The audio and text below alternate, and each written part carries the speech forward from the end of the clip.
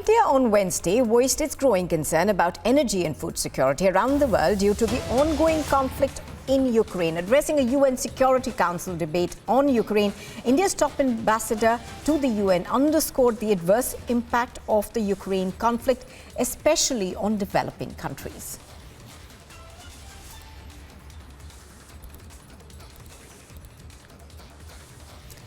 India, of course, has been voicing concerns on energy and food security for a while, and we are given to understand that Ruchika Kamboj, our permanent representative at the UN, has spoken about this, and she has spoken about also the fact that the Ukraine war is adversely impacting developing economies as it is hitting at food security.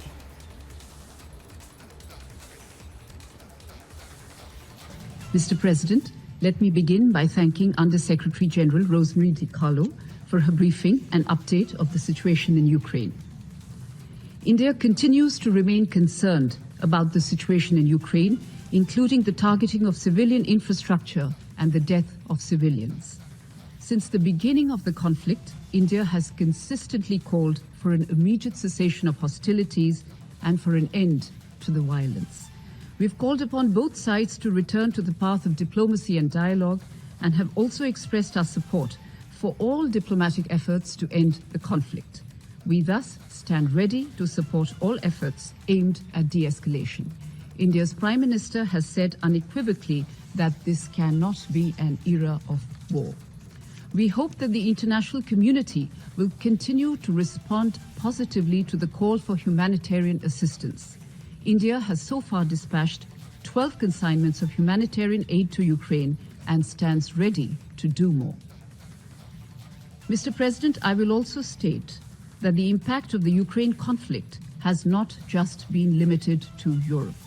The Global South is especially facing serious economic consequences. We are also seeing growing concerns on energy and food security from the conflict that follow the severe stress created by 2 years of the COVID pandemic.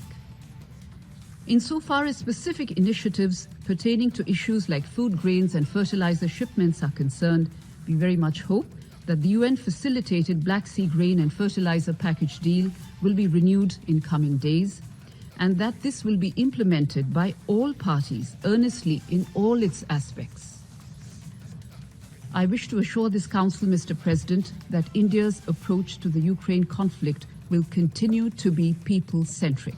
We are providing both humanitarian assistance to Ukraine and economic support to some of our neighbors in the Global South under economic distress.